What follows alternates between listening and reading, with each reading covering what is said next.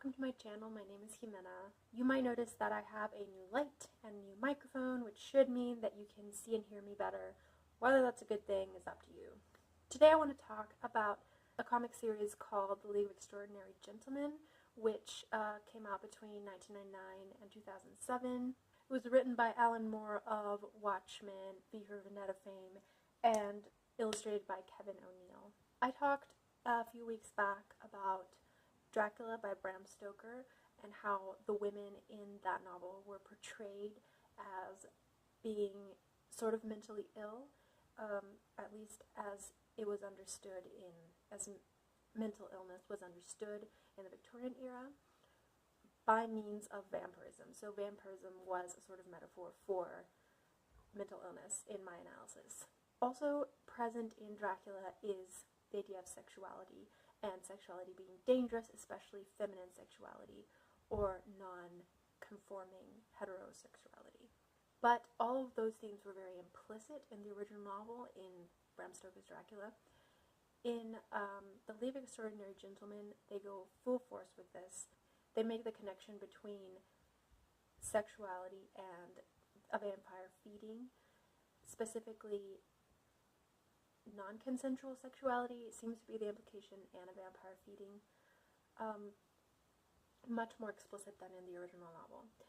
In the first few panels, we meet Mina, who is referred to as Miss Murray because she's been divorced. Unlike in the book, she was married. She was her high status was assured by her marriage. She was protected from any fallout that she might have had from her encounter with Dracula. In the comic, she is explored as a solo woman, something that would not have been very acceptable in the Victorian era. So she doesn't have the protection of men. All the men who were so gung-ho about keeping her safe in Dracula have now abandoned her. And we are led to believe that this is because she was ravished by a foreigner, as Mr. Bond puts it. And here, a foreigner obviously refers to Dracula, and ravished refers to the sexual nature, especially the non-consensual sexual nature that I was talking about earlier that is explored as a clear interpretation of a vampire feeding.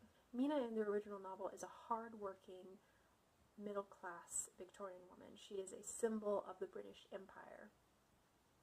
And this is why the idea of her becoming ravished by a foreigner, becoming tainted by this sort of reverse colonization in a very physical and intimate way, is seen as the ultimate failure of the British Empire. Therefore, she must be excluded from society.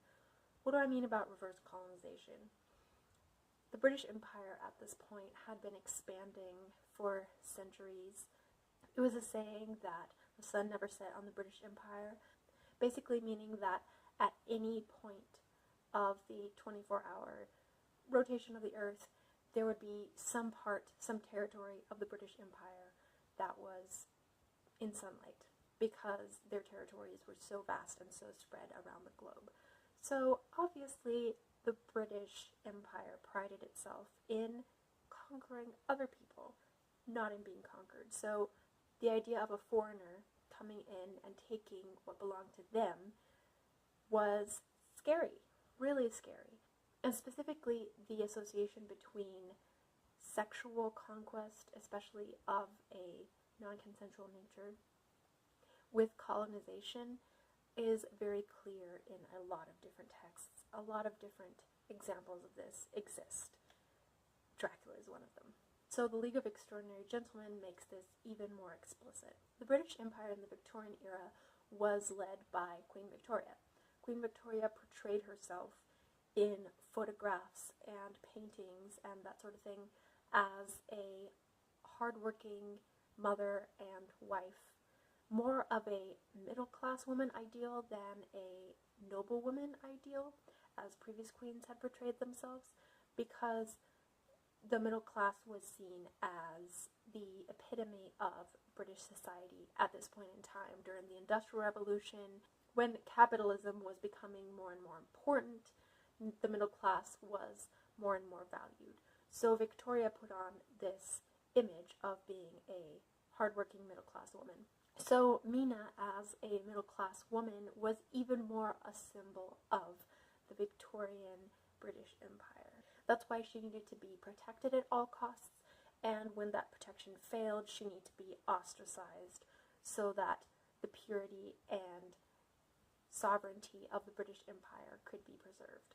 So Mina in the League of Extraordinary Gentlemen no longer belongs to the middle class. She has been ostracized. However, she doesn't belong to the working class either, because she still conserves her middle class woman apparel and demeanor. She was still educated as a middle class woman, so she still preserves a lot of the markers of middle classness. She has everything except a name and a husband, which would put her within acceptable parameters of the middle class of the Victorian era. So Mina has an in-between outsider status within the comics because of her sexual deviance, as it was perceived. And this allows her, within the course of the first volume of the comics, to pass herself off as a member of classes that she doesn't belong to.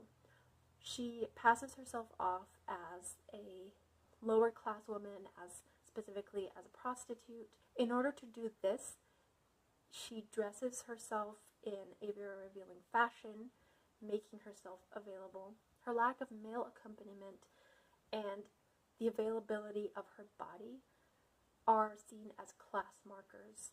She puts herself in even further risk in order to achieve passing within this class. What do I mean by further risk? I mean that there is risk inherent in her own outsider persona. In one of the first story beats, we see her going to try to recruit Captain Underpants. She's threatened by some of the locals in the place that she is visiting.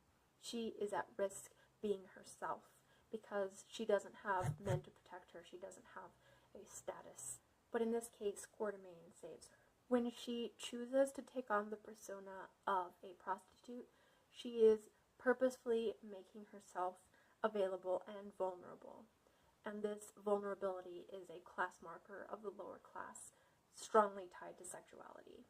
All of the class markers are strongly tied to sexuality, as we will see in the next few minutes. Mina also passes herself off as a member of the middle class. She takes on the markers of middle classness that she lost, namely a husband, a fake husband in this case. She just pretends to be married. And she has Captain Nemo pose as her servant. So she has men who provide her status.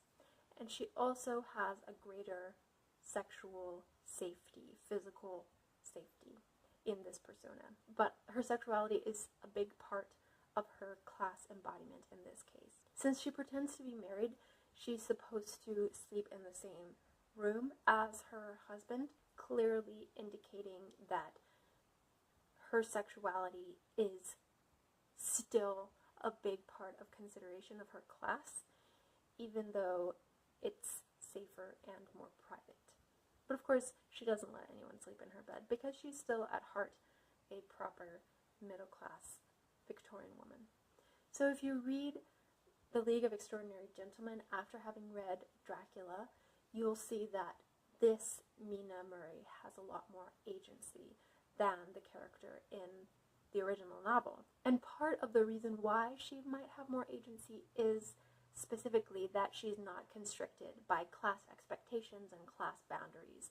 She's been forced into an outsider status, so she's free to take on different personas. She's free to embody whatever aspects of the different classes are most useful to her at the moment. Different classes of women in Victorian England had different liberties and different restrictions. So by navigating through different class realities, Mina is able to attain greater freedom. But through all of this, her sexuality is constantly being monitored and called into question. It's a matter of constant scrutiny because it's so tied in with her class identity, even the class identities that she takes on as these different personas that she pretends to be that aren't actually her identity. But Mina also shows the fragility of these class markers because she's able to take them on even though they don't belong to her. She transcends class, and in doing so she transcends gender norms. Mina Murray is a really fascinating character, both in the original Dracula and in this reincarnation, because she represents so much of what femininity, and specifically middle class femininity, meant in the Victorian era, and how that related to the empire, sovereignty, sexuality, colonialism, a bunch of different things that are embedded in Victorian society. Thank you so much for watching. Let me know if there's a specific topic you want me to address in one of my future videos, or if you have any recommendations for books I should read. I hope you enjoyed this video. If you did, please like and subscribe. I post new video essays every Wednesday. I'll see you next week.